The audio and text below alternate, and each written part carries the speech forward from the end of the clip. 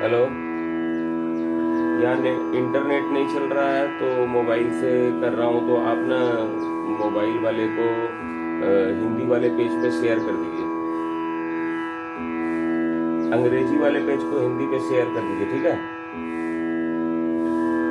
Okay.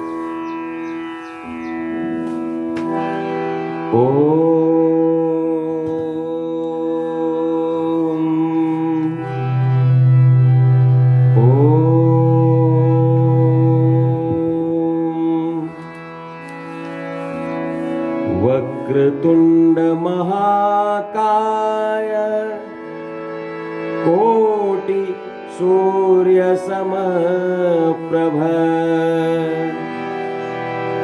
निर्विघ्नं कुरु मे देवा सर्वकार्येषु सर्वदा। अखंड मंडलाकारं व्याप्तं येन चराचरं ततः पदं दर्शितं येन तस्मै श्री गुरवे नमः। मंगलं भगवान विष्णु मंगलं गरुड़ध्वज मंगलं पुंडरीकाक्ष मंगलाय तनोहरि। ओम यज्जाग्रतो दूरमुदैति दैवं तदुसुप्तस्य तथैवैति दुरञ्ज्योतिघां ज्योतिरेकन् तन्मे मनः शिव संकल्पमस्तु। कर्पूर गौरम करुणावतारम संसार सारम भुजगेन्द्रहारम सदा वसंतं हृदयारविंदे भवं भवानी सहितं नमामि। ओम। सभी मित्रों का श्री श्याम बाबा की भागवत कथा के 363वें दिन हार्दिक अभिनंदन है, स्वागत है। और अब श्याम बाबा की भागवत कथा आज प्रातः काल आरंभ हुई है, तो 1 घंटे तक हम सभी कोई मिलकर श्याम बाबा की शास्त्र सम्मत कथा को गाएंगे और श्याम बाबा को रिझाने का, प्रसन्न करने का, मनाने का प्रयास करेंगे। हमारे बीच में श्री राज कुमार जी राज कंचन आर्ट से जुड़े हुए हैं, उन्होंने जय श्री श्याम लिखा है, उनका हार्दिक अभिनंदन है, स्वागत है।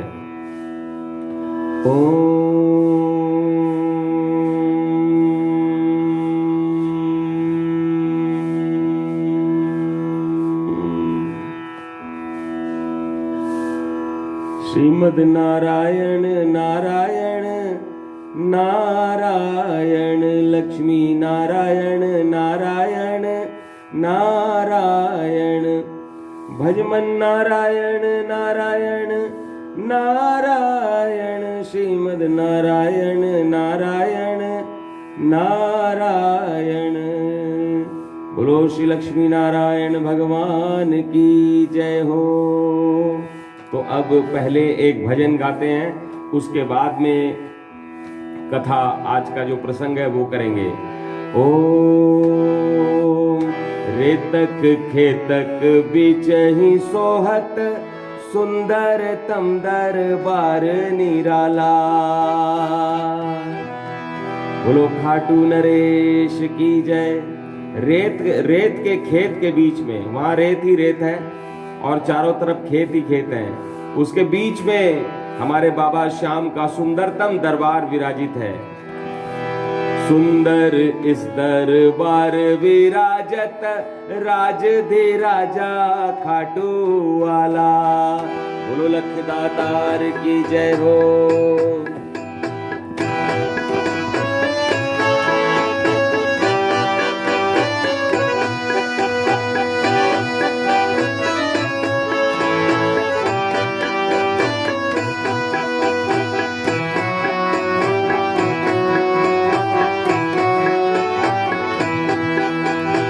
रेतक खेतक बीच ही सोहत सुंदर तम दरबार निराला।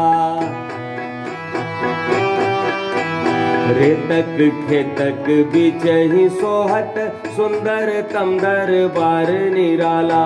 सुंदर इस दरबार विराजत राज दे राजा खाटू वाला। श्याम बरन पर केसर चंदन,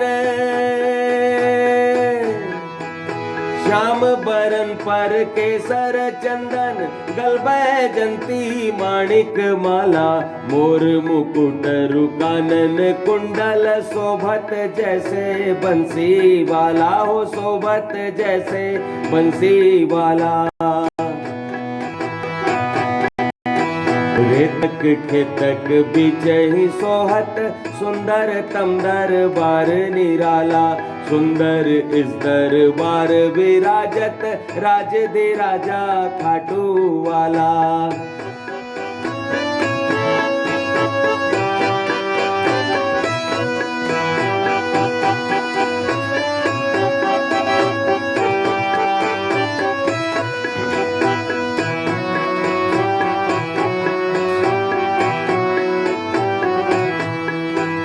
मस्तक हीरा चमकत है जूं,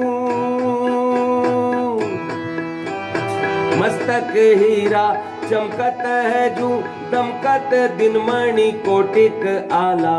कोटिक चंदा जैसी आभा, नीरज नैना दो विशाला हो, नीरज नैना दो विशाला। रेतक खेतक बीच ही सोहत सुंदर तम दरबार निराला। रंग बिरंगत बागा पहनत, रंग बिरंगत बागा पहनत, नित नित नूतन फूलन माला।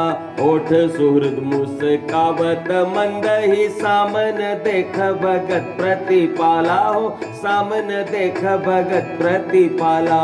रेतक खेतक बीच ही सोहत सुंदर तम दरबार निराला।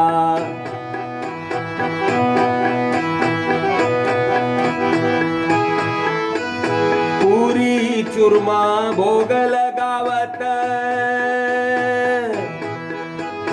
पूरी चूरमा भोग लगावत, खिचड़ खावत भर भर थाला।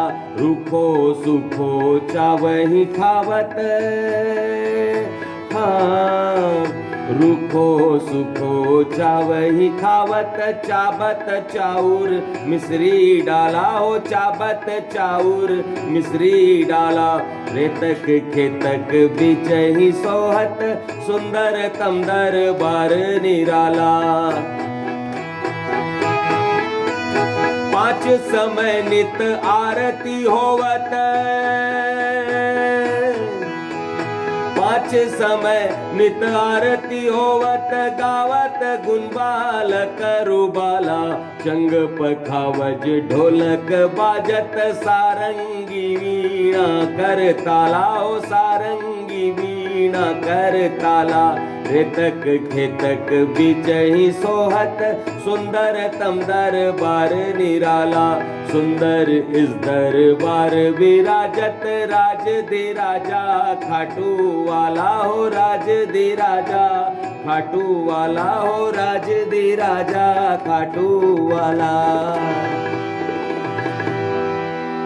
बोलो खाटू नरेश की जय, बोलो लखदातार की जय हो।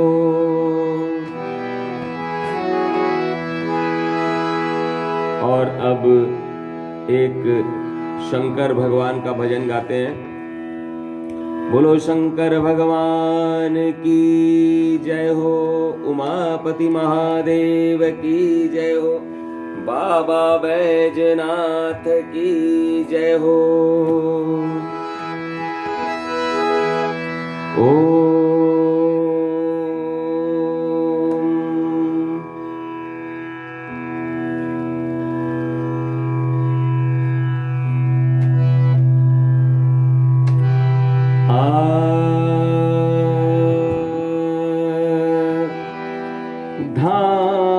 तेरे ले आए कांवड़,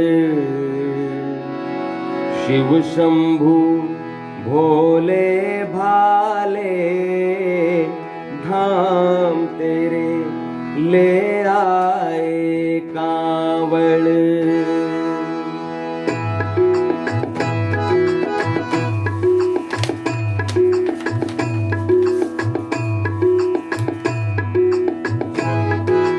धाम तेरे ले आए कांवड़, ओ शंभु भोले भाले धाम तेरे ले आए कांवड़, शिव शंभु भोले भाले।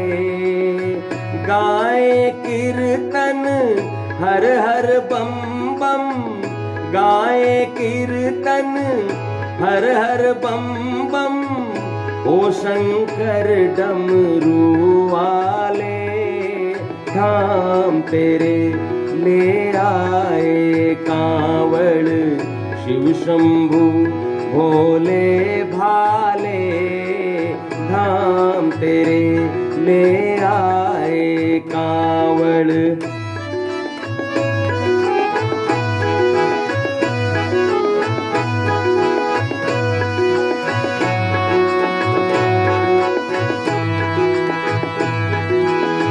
तेरी जटा में गंगा है, फिर क्यों तुझको कांवड़ प्यारी।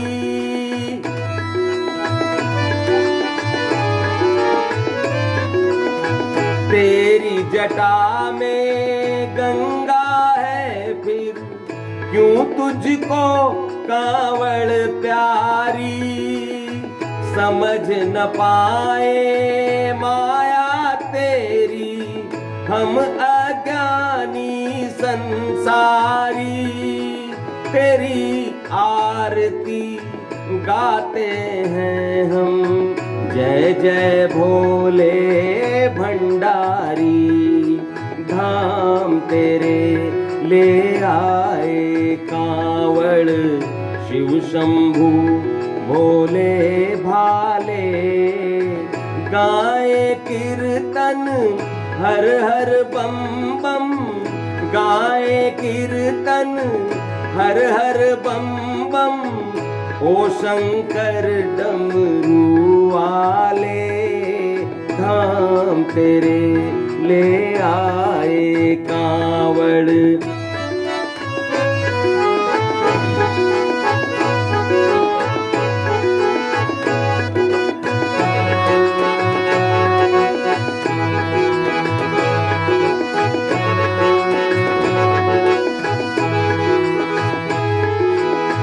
बांट दिया तुमने घट अमृत, स्वयं पिया विष का प्याला।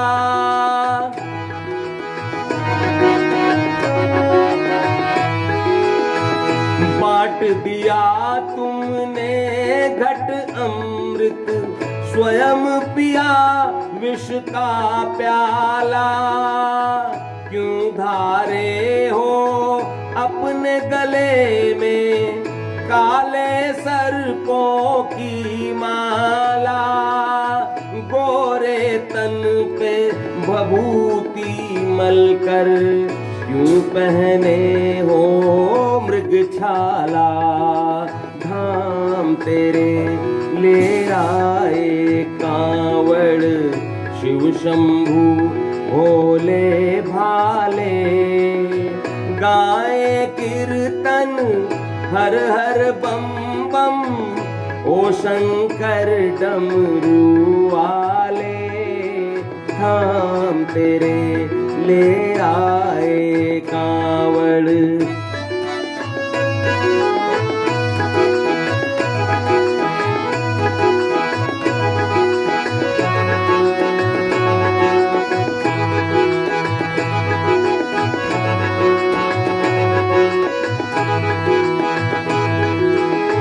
भीख मांगते घर घर जाकर क्यों तुम बन कर के जोगी।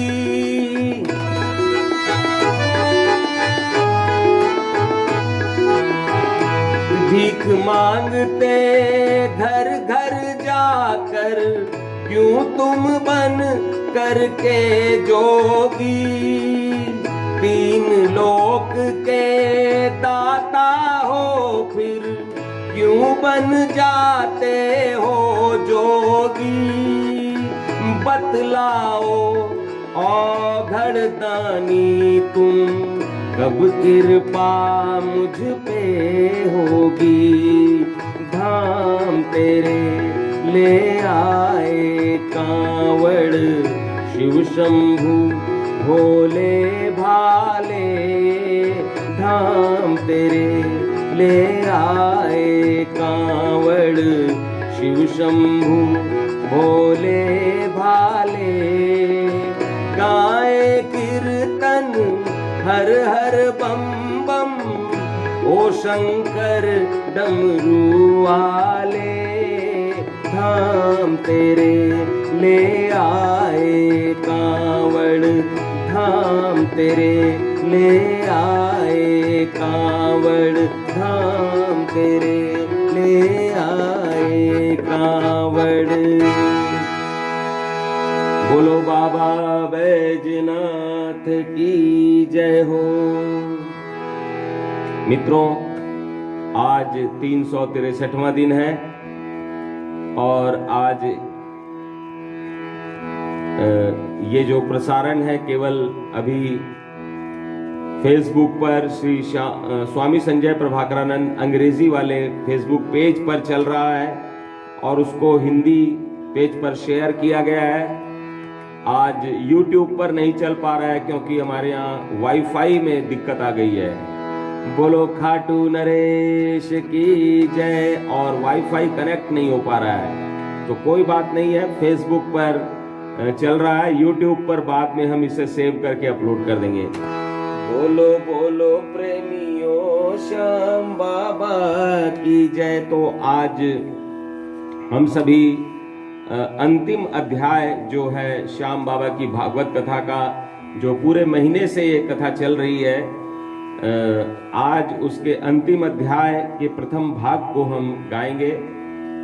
तो चलिए सभी कोई मिलकर श्याम बाबा की भागवत कथा के अंतर्गत उस महत्वपूर्ण प्रसंग को गाते हैं जिसमें भगवान श्री कृष्ण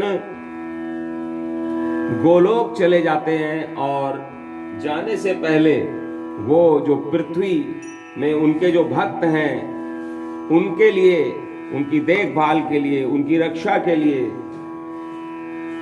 उन असुरों से उनकी रक्षा के लिए वो वहां पर अपने प्रतिनिधि के रूप में अपने भक्त बर्बरीक जी के मस्तक को धरती का भार सौंप कर जाते हैं। ये सब कैसे होता है, चलिए अब हम इस सभी कोई श्रीमद् भागवत महापुराण में वर्णित कृष्ण के गोलोक गमन की कथा को गाते हैं। बोलो खाटू नरेश की जय। देखिए, धर्म की स्थापना तो महाभारत युद्ध के समाप्त होते ही हो चुकी थी और महाभारत संग्राम के पहले ही भगवान श्री कृष्ण ने बर्बरीक के मस्तक को अमृत से सिंचित करवाया था महिसागर संगम की 14 देवियों के द्वारा। और फिर भगवान ने बर्बरीक के मस्तक को अमरता का वरदान दिया था और अपनी प्रभुताई, जो हम कहते हैं ना कि अंत समय कर घोषणा कृष्ण गए गोलोक, बर्बरीक कलिकाल में तू संभाल भूलोक। तो ये जो कार्य है ये तो महाभारत संग्राम के आरंभ के पहले और महाभारत के बाद में दो बार भगवान ने संभला दी भूलोक की सत्ता हमारे बाबा यानी वीर बर्बरीक जी के मस्तक को। तो चलिए ये सब कैसे हुआ और फिर बाद में भगवान धर्म की स्थापना करने के बाद में गोलोक को लौट गए थे, विष्णु लोक लौट गए, क्योंकि भगवान कृष्ण मनुष्य के रूप में पृथ्वी पर अवतरित हुए थे और जो मनुष्य के रूप में पृथ्वी पर अवतरित होगा या जन्म लेगा धरती पर, उसे एक दिन वापस उसका समापन होगा, उसकी मृत्यु भी होगी, चाहे वो राम हो, चाहे कृष्ण हो, चाहे और कोई भगवान जो अवतार लेते हैं। जो अवतार लेगा मनुष्य जीव का रूप, जो जीव का चोला धारण करेगा उसे लौटना ही पड़ेगा।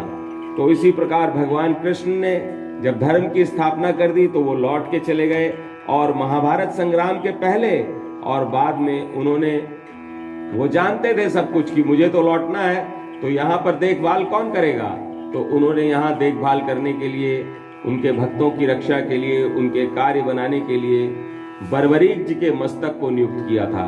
बोलो खाटू नरेश की जय। तो अब हम सभी कोई मिलके गोलोक गमन की उसी कथा का गायन करेंगे। एक मिनट, जय श्री श्याम। हेलो, लाइव चल रहा है अभी? हाँ ठीक।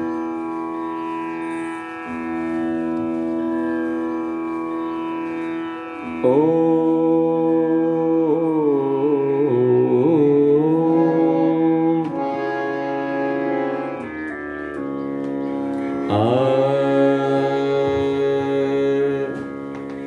अब हम लोग गायन करेंगे बाबा की कथा का। ये जो अंश है, प्रसंग है, ये श्रीमद् भागवत महापुराण से लिया गया है। बोलो खाटू नरेश की जय।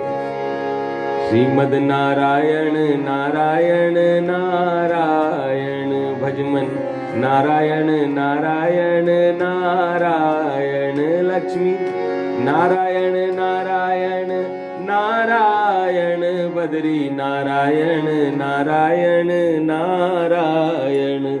बोलो श्री लक्ष्मी नारायण भगवान की जय हो।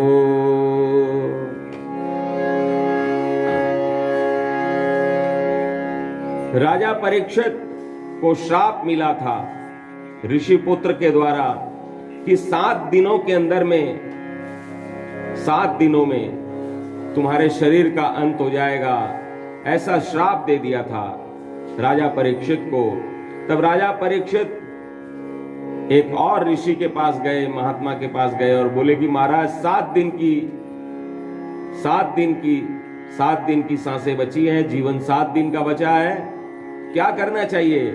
तब उन्होंने कहा कि आप सूत जी के पास जाइए नैमिषारण्य में, वहां पर भगवान कृष्ण की कथा को सुनिए।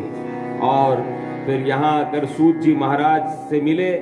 परीक्षित राजा को सूत जी महाराज ने भगवान कृष्ण की कथा सुनाई, जिसे श्रीमद् भागवत महापुराण कथा कहते हैं। और उस सारी कथा को सुनने के बाद में राजा परीक्षित ने सूत जी महाराज से प्रश्न किया कि महाराज, आपने समूची कथा भगवान विष्णु की महिमा, कृष्ण की महिमा विस्तार से सुनाई मुझे, अब आप कृपा कर मुझे ये बताएं कि भगवान ने अपने शरीर का अंत कैसे किया, भगवान वापस गोलोक कैसे लौट के गए? क्योंकि आपने तो कहा है कि जो मनुष्य का शरीर धारण करेगा उसे एक दिन न एक दिन उस शरीर को, उस चोले को छोड़ना ही पड़ेगा। तो भगवान ने, कृष्ण ने किस प्रकार से अपना मनुष्य शरीर छोड़ा था, ये जरा बताइए। कहे परीक्षित ऋषि सुने उचरे वो आख्यान, कैसे श्री विग्रह किया हरि ने अंतर ध्यान, मेरे प्रभु श्याम जय जय श्याम, सुहृदय श्याम जयति घन श्याम। राजा परीक्षित सूत जी महाराज से प्रश्न कर रहे हैं। विस्तार से उन्होंने क्या पूछा, चलिए हम सभी कोई मिलकर राजा परीक्षित के साथ सूत जी महाराज से प्रश्न करते हैं। बोलो श्री कृष्ण भगवान की जय हो। जय श्री श्याम, जय श्री श्याम, खाटू के श्याम जय घनश्याम।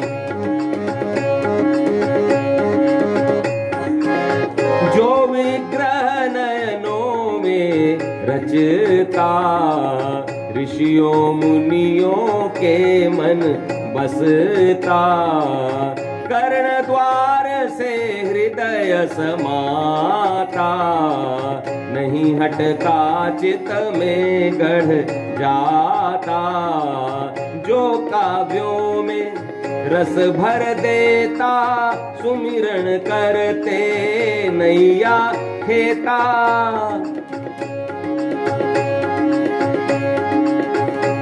राजा परीक्षित ने सुखदेव जी से प्रश्न किया कि हे सुखदेव जी महाराज, बताइए कि जो छवि हमारे नयनों में बसती है, करोड़ों अरबों भक्तों के मन में, हृदय में, आंखों में छवि बसती है, ऋषि मुनियों के हृदय में जो बसी रहती है, और जिनका नाम, जिनकी महिमा कान के द्वार से हृदय में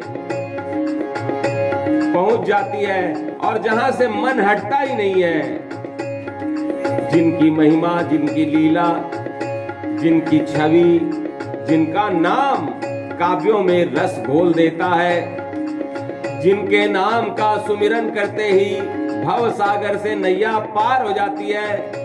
हे राजा परीक्षित, आप ये बताएं कि उन भगवान कृष्ण ने अपने शरीर को किस प्रकार से छोड़ा, वो गोलोक कैसे गए?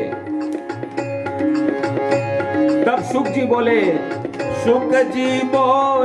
सुने परीक्षित, पाया अंतरिक्ष जब विचलित, तब अपशकुन कृष्ण को दिखे बड़े बड़े उत्पात सरीखे।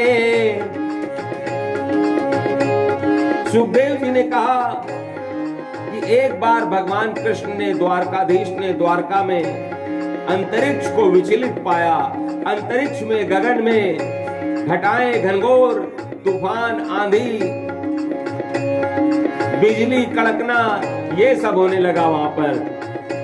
और ये भगवान ने बताया कि अपशकुन हो रहा है, बड़े बड़े उत्पात आकाश में दिख रहे हैं। और उन अपशकुनों को देखकर, उन उत्पातों को, आकाशीय उत्पातों को देखकर भगवान धर्म सभा में आए। और फिर उन्होंने क्या कहा? कृष्ण सुधर्म सभा में आए, यदुओं को उत्पात दिखाए। दिखा द्वारका नगरी ऊपर आकाशी उत्पात भयंकर, यमध्वज सम है अनिष्ट सूचक। अब रुकना है यहाँ निरर्थक। भगवान सुधर्म सभा में आए और सभी यदुओं को वहां पर बुलाया और बोला, देखो देखो आकाश में देखो किस तरह से उत्पात मच रहा है। ये भयंकर उत्पात है आकाश में, जो समूची द्वारका नगरी को उलट पुलट कर देगा। ये यम की ध्वजा के समान है। यहाँ पे अब द्वारका में रुकना ठीक नहीं है, इसलिए मैं जैसा कहता हूं वैसे करो। और फिर भगवान ने कहा, बाल वृद्ध नारी सभी जाए शंखो द्वार, युवा प्रभास गमन करे, तो संभव उद्धार मेरे प्रभु श्याम। जय जय श्याम सुहृदय श्याम, जयति घनश्याम। भगवान ने कहा कि ये आकाशीय उत्पात है, ये समूची द्वारका नगरी को नहस तहस कर देगा। इसलिए तुम लोग अब जो है इस नगरी को छोड़ो और यहां से कहीं और जाओ जहां मैं बताता हूं। और फिर भगवान ने सभी को क्या कहा कि बालक, बूढ़े, स्त्रियां सभी शंखोद्वार नामक स्थान पे चली जाएं। शंखोद्वार एक स्थान है, वहां जाओ तुम लोग सब कोई। और बाकियों को कहा कि बाकी लोग, युवा जितने भी हैं, वो प्रभास नामक तीर्थ में मेरे साथ चलें। और फिर भगवान की इस उक्ति को, इस संकेत को सभी ने समझ लिया और फिर वैसा ही सबने करना आरंभ किया।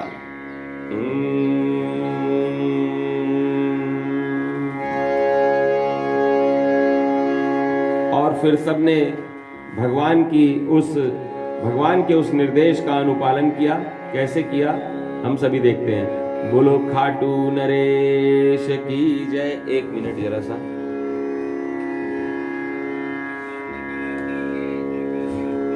बोलो लखदातार की जय। बोलो बोलो प्रेमियों श्याम बाबा की जय। बोलो बोलो प्रेमी। 2 मिनट का समय लूंगा मैं। देखते हैं लैपटॉप पे यदि चालू हो जाए तो थोड़ा सा समय।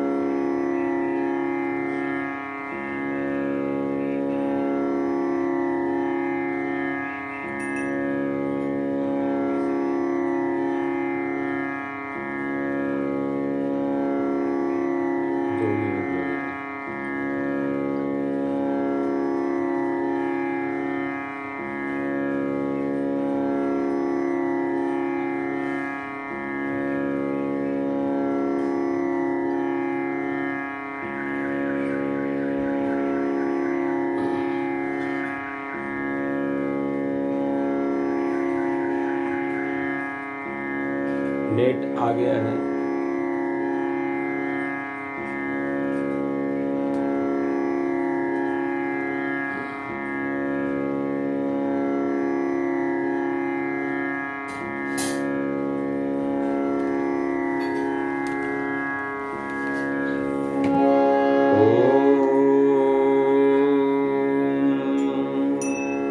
गुरु लखदातार की जय हो।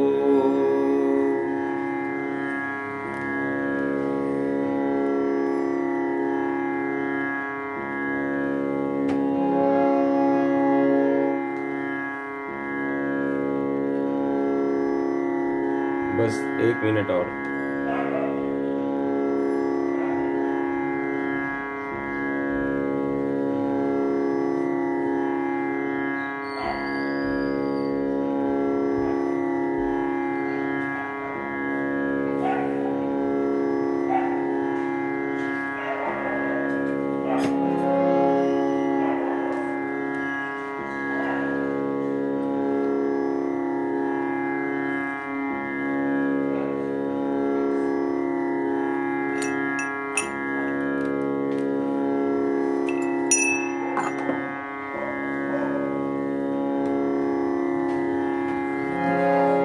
अब YouTube पर भी उपलब्ध है कथा।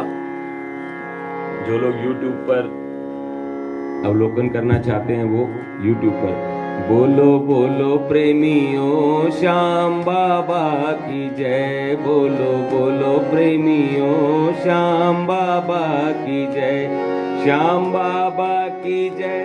खाटू वाले की जय। बोलो बोलो प्रेमियों श्याम बाबा की जय। बोलो बोलो प्रेमियों श्याम बाबा की जय हो।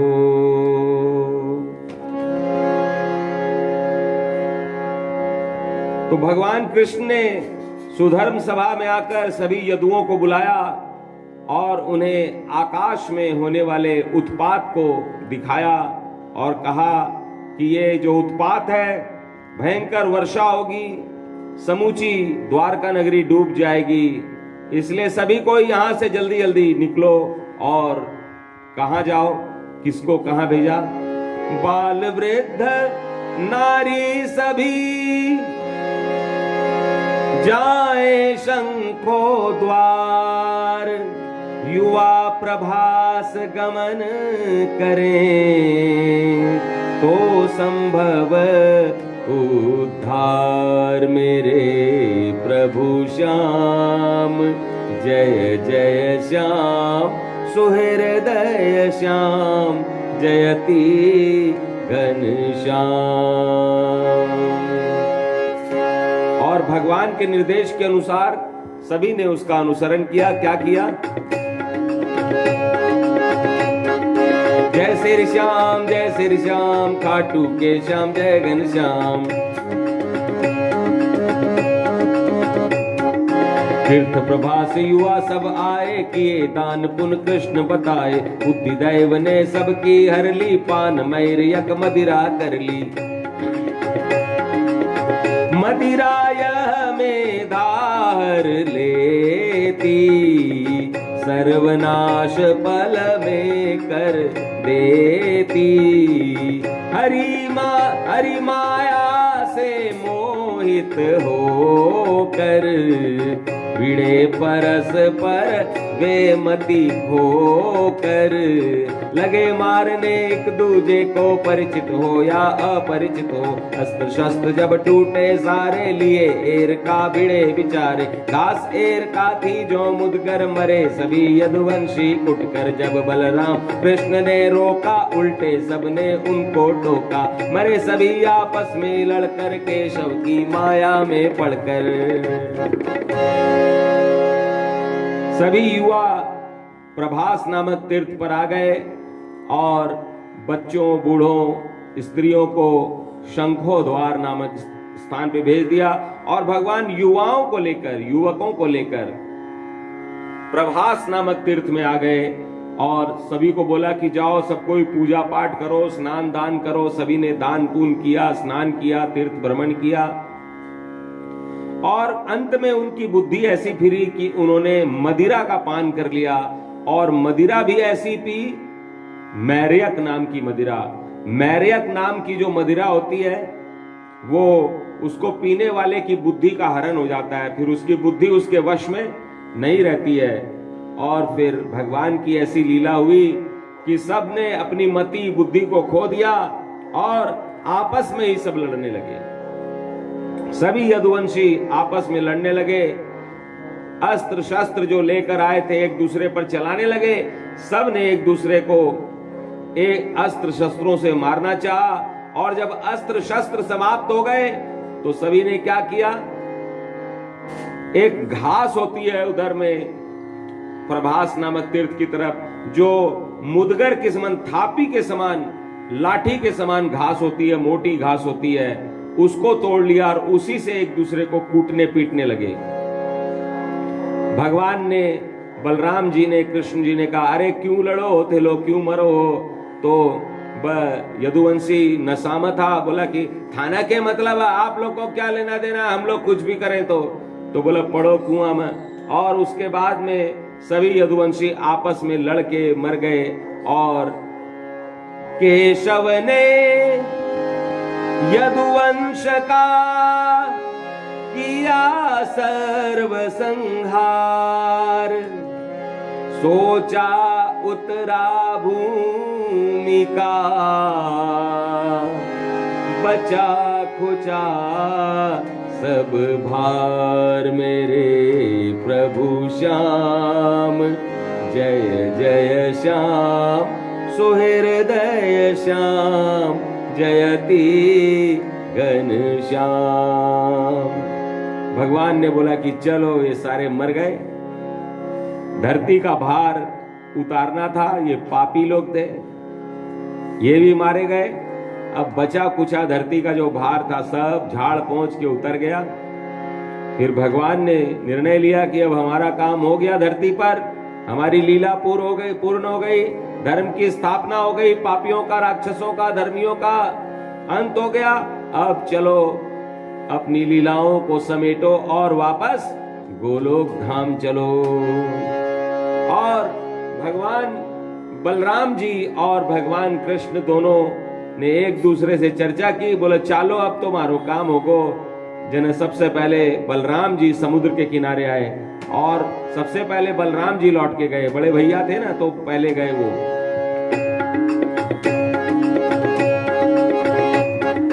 जय श्री श्याम खाटू के श्याम, जय घन श्याम। तब बलराम सिंधु तट आए, बैठ गए त ध्यान लगाए, दर्शन आत्म स्वरूप किया, जब देह प्राण ने त्याग दिया। तब देखा अग्रज को जब जाते, पीपल तले गए मुस्काते, रूप चतुर्भुज केशव ने धर कर दी दिशा प्रकाशमान हर। तब बलराम जी समुद्र के किनारे आके बैठ गए, उन्होंने ऐसा ध्यान लगाया कि अपने ही आत्मा का दर्शन करने लगे, आत्म स्वरूप का दर्शन किया। और जब दर्शन हो गया अपनी आत्मा का, तो उनकी आत्मा ने देह को त्याग दिया। और जब उनकी आत्मा विष्णु लोक में जाने लगी, तब भगवान कृष्ण ने बलराम जी की आत्मा को जाते हुए देखा अग्रज को जब जाते, पीपल तले गए मुस्काते, रूप चतुर्भुज केशव ने धर कर दी दिशा प्रकाशमान हर। अपने भाई बड़े भैया को देखा कि चले गए, तब भगवान कृष्ण भी वहां जंगल में आए और पीपल के एक पेड़ के नीचे बैठ गए और उन्होंने अपना कृष्ण जी वाला स्वरूप जो है वो तो त्याग दिया और विष्णु भगवान वाला चतुर्भुज रूप धारण कर लिया। और देखिए जैसे ही चतुर्भुज रूप धारण किया, वो सारा जंगल, वो स्थान प्रकाशित हो गया। चलिए हम सभी को भगवान कृष्ण के उनका शरीर छोड़ने के पहले के रूप का, स्वरूप का दर्शन करते हैं। कमल नयन मकराकृत कुंडल, झिलमिल झलक रहा था प्रतिपल, मेघवर्ण पीतांबर धर कर, श्रीवत्स चिन्ह उर पर धर कर, कंध जनेऊ कमर कर धनी, और मुद्रिकाएं बहु पहनी, शंख चक्र और गदा विराजे, मूर्तिमान होकर सब साजे, सुगण मुकुट कौस्तुभ मणि कंगन, राजित मस्तक केसर चंदन, चरणों में नूपुर अति शोभित, शोभा देख हृदय हो मोहित, पहनी घुटनों तक बन माला, श्री नारायण रूप निराला, बाजूबंद गलहार विराजित, सब प्रकार होकर हरि साजित, व्याध जरा नामक तह आया, हिरण ढूंढता थका थकाया।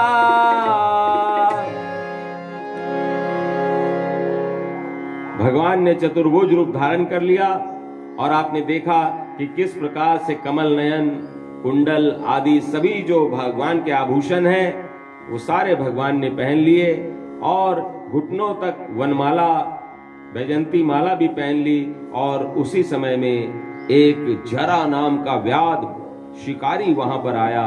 वो हिरण को ढूंढ रहा था, बहुत देर से ढूंढता ढूंढता उसे हिरण नहीं दिख रहा था। वो बड़े ध्यान से देख रहा था कि कहीं कोई हिरन दिख जाए तो वो बाण चला के उसे मार दे और आज उसका शिकार पूरा हो जाए। पहले के जमाने में लोग हिरन का शिकार करते थे और हिरन का शिकार करके उसके मांस का भक्षण भी करते थे। तो इस प्रकार से आपने देखा कि राजा दशरथ जो थे वो हिरन का शिकार करने के लिए जंगल में गए थे और वहां पर श्रवण कुमार जो है वो जल भर रहे थे। तब राजा दशरथ ने शब्द भेदी बाण चलाया और हिरन के ऊपर चलाया था, लेकिन वो जाके किसे लगा? श्रवण कुमार को। तो राजा दशरथ क्यों गए थे जंगल में हिरन मारने के लिए? हिरन शिकार पे क्यों गए थे? वो उनको क्या जरूरत पड़ी थी? इसका मतलब वो लोग पहले के जो राजा होते थे वो शिकारी होते थे, शिकार किया करते थे। तो इस प्रकार से भगवान कृष्ण जंगल में एक पीपल के पेड़ के नीचे बैठ गए और उधर यहां तो भगवान बैठे हैं और उधर क्या हो रहा है? एक जो जरा नाम का शिकारी है वो हिरन ढूंढ रहा है। और फिर भगवान ने बैठे बाएं चरण को जांघ दाहिने डाल, रक्त कमल सा दमकता चमका तलवार लाल मेरे प्रभु श्याम, जय जय श्याम सुहृदय श्याम, जयति घनश्याम। भगवान पीपल के पेड़ के नीचे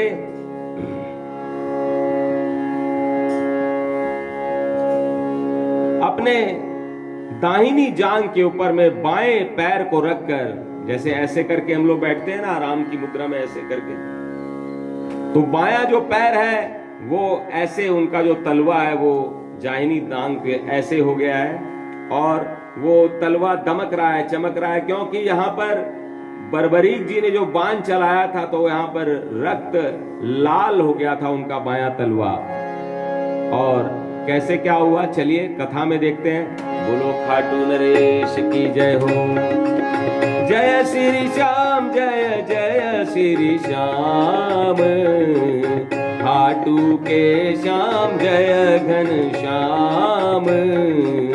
दिखा लाल तलवा जब सम्मुख लगा व्याध को, हो जो मृग मुख भस्म लिप्त शर कर के योजित, किया सुहृद ने था जो चिन्हित, लौह खंड की गांस बना कर, तलवा बींधा घात लगा कर। भगवान का बाएं पैर का ये वही तलवा चमक रहा था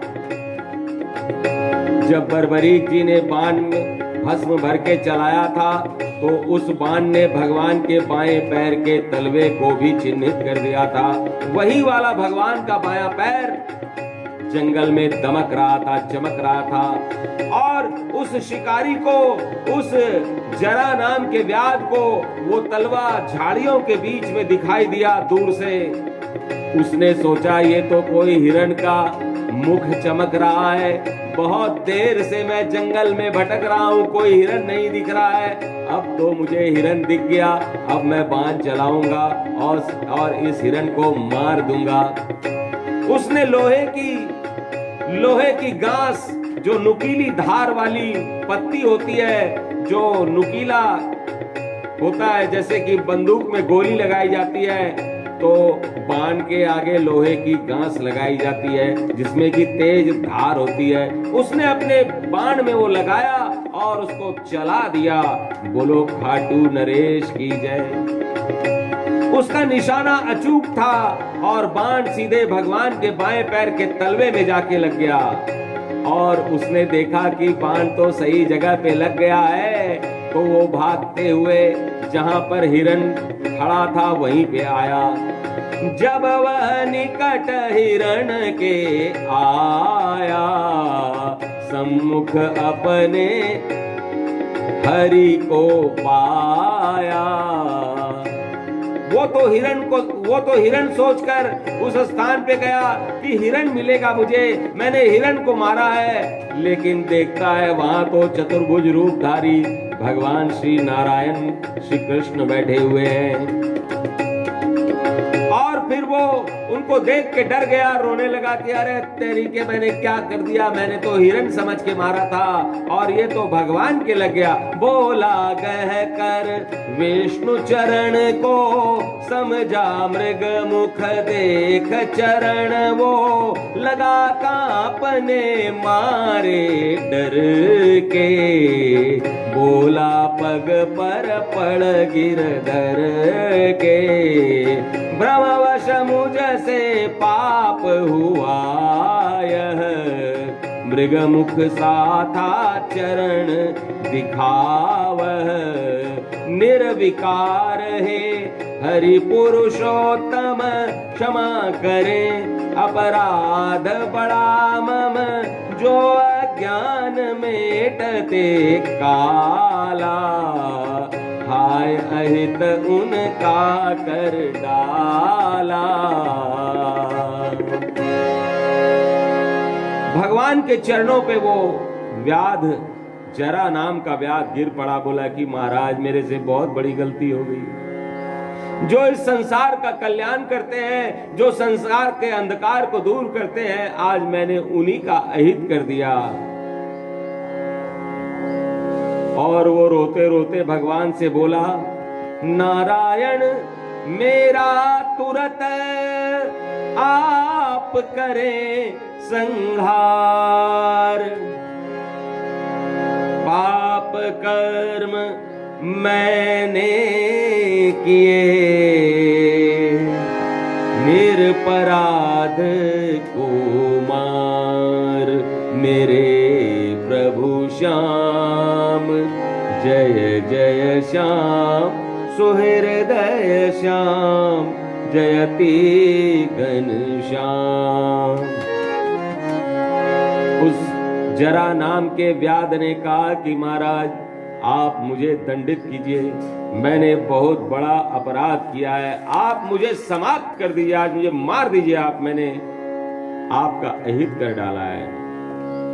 भगवान मुस्कुराने लगे, बोले कि अरे तूने कोई गलती नहीं की है, तूने तो मेरा बहुत बड़ा उपकार किया। बोला ये कैसा उपकार है कि मैंने बाण चला के आपको मारा है और आप कहते हैं कि मैंने उपकार कर दिया। ये किसी को मारना उपकार करना कैसे हो सकता है? तब भगवान ने कहा, जय श्री श्याम, जय श्री श्याम, खाटू के श्याम, जय घनश्याम। कहा कृष्ण ने जरा न यूं डर, तूने मन का काम दिया कर, मम आज्ञा से स्वर्ग वास कर, जो है पुण्य जनों को दुष्कर, व्याध परिक्रमा उनकी करके, गया स्वर्ग विमान पर चढ़ के, तब सारथी दारुक तह आया, नारायण को बैठा पाया। भगवान कृष्ण ने कहा कि अरे तू क्यों डर रहा है, तूने तो मेरा उपकार किया है, मेरी इच्छा से अब तू स्वर्ग जा, तू जीते जी स्वर्ग जा। व्याध ने भगवान की परिक्रमा करी, भगवान ने स्वर्ग से विमान बुलाया और उस व्याध को बिठाया और बोला कि इसको सीधे डायरेक्ट एंट्री स्वर्ग में करा दो, और सशरीर वह व्याध स्वर्ग चला गया। बोलो श्री कृष्ण भगवान की जय। और जब ये घटना हो गई तो भगवान का जो सारथी है, भगवान के दो वाहन है, भगवान दो कार रखते हैं, जैसे आजकल शहरों में लोग कई कार गाड़ी रखते हैं, भगवान की भी दो गाड़ियां हैं। एक तो रथ है उनका, जिसके सारथी का नाम, ड्राइवर का नाम दारुक है, और और भगवान की जो दूसरी गाड़ी है वो गरुड़ का वाहन है। अभी आप दोनों गाड़ियों को देखेंगे। बोलो श्री कृष्ण भगवान की जय। दारुक उनका पहला ड्राइवर आया और देखा कि अरे भगवान यहाँ बैठे हुए क्या कर रहे हैं। सब आयुध हरि सेवारत थे, प्रभु बैठे थे आश्वस्त से।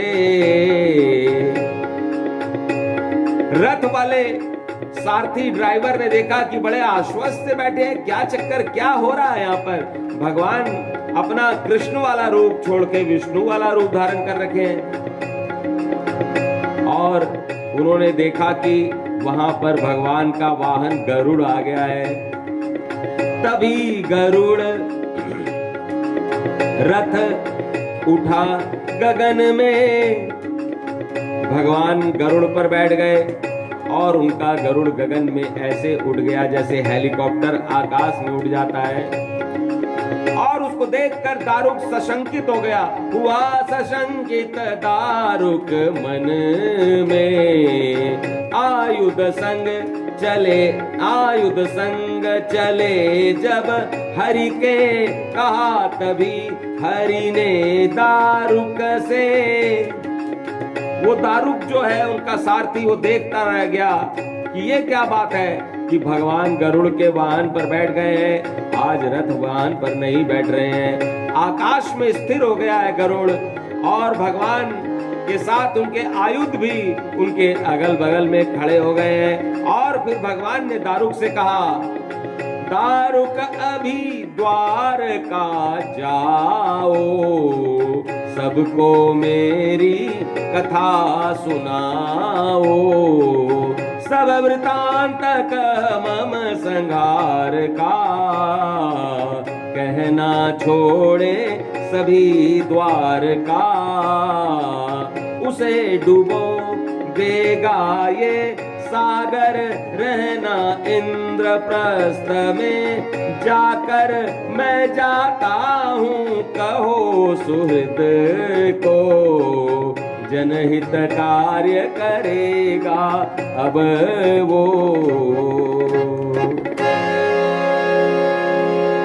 भगवान ने दारुक से कहा कि तुम द्वारका जाओ और वहां पर शंखो द्वार में जितने भी नर नारी हैं, जितने भी बच्चे हैं, उन सबको बोलो कि तुम लोग ये स्थान छोड़ो और जाओ दिल्ली इंद्रप्रस्थ में जाके बस जाओ। आज जो दिल्ली में लोग हैं ये वास्तव में वहीं से आए हुए हैं। भागवत पुराण तो वही कहती है। और कहना जाके सुहृदय को, बर्बरीक को, मौरवी नंदन को कहना, भीम पौत्र को कि मैं तो अब जा रहा हूं, टाटा बाय बाय, मैं तो गोलोक जा रहा हूं। अब बर्बरीक तुम ही इस धरती में मेरे भक्तों की संभाल करो। अंत समय कर घोषणा,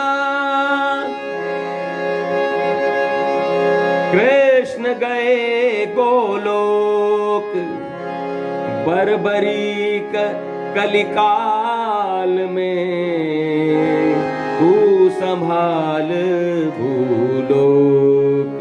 मेरे प्रभु श्याम, जय जय श्याम, सुहृदय श्याम, जयति घनश्याम। इस प्रकार भगवान कृष्ण ने महाभारत संग्राम के पहले ही बर्बरीक को भूलोक सौंप दिया था। बोला कि तेरे को मैं अपनी प्रभुताई देता हूं कि तेरे दरबार में जो लोग भी आएंगे उनकी विनती को सुनना, उन्हें क्षमा कर देना, उनकी मनोकामनाएं पूर्ण करना, उनके रोगों का हरण करना। और जब महाभारत का अंत हुआ तो भी भगवान ने कहा कि सभी लोकों में सभी देवी देवताओं के द्वारा, सब जनों के द्वारा तुम्हारी पूजा होगी। तुम कहीं भी आ जा सकोगे। देवी लोक में तुम्हारा विशेष रूप से बिना पासपोर्ट के, बिना आज्ञा के आना जाना रहेगा। बोलो खाटू नरेश की जय। इसीलिए ये दोहा बना है, भगवान ने बनवाया है। अंत समय कर घोषणा, कृष्ण गए गोलोक, बर्बरीक कलिकाल में तू संभाल भूलोक मेरे प्रभु श्याम। जय जय श्याम सुहृदय श्याम, जयति घन श्याम। बोलो लखदातार की जय। और अब हमारे बीच में साहा जी जुड़ गए हैं और अब आरती होगी श्याम बाबा के भागवत कथा की। बोलो खाटू नरेश की जय। कर्पूर गौरम करुणावतारम संसार सारम भुजगेंद्रहारम सदा वसंतम हृदयारविंदे भवम भवानी सहितम नमामि।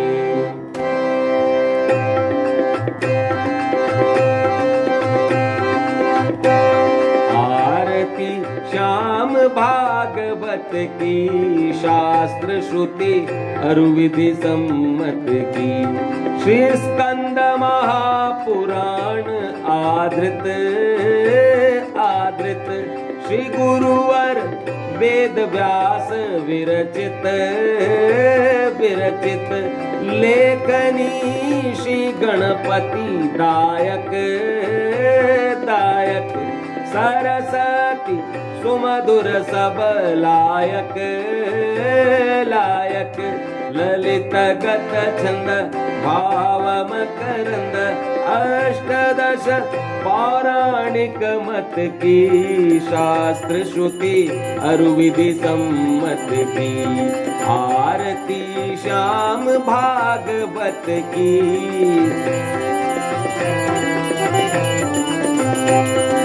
आरती थाल करे जगमग जगमग, देव बरसाए पुष्प सुभग।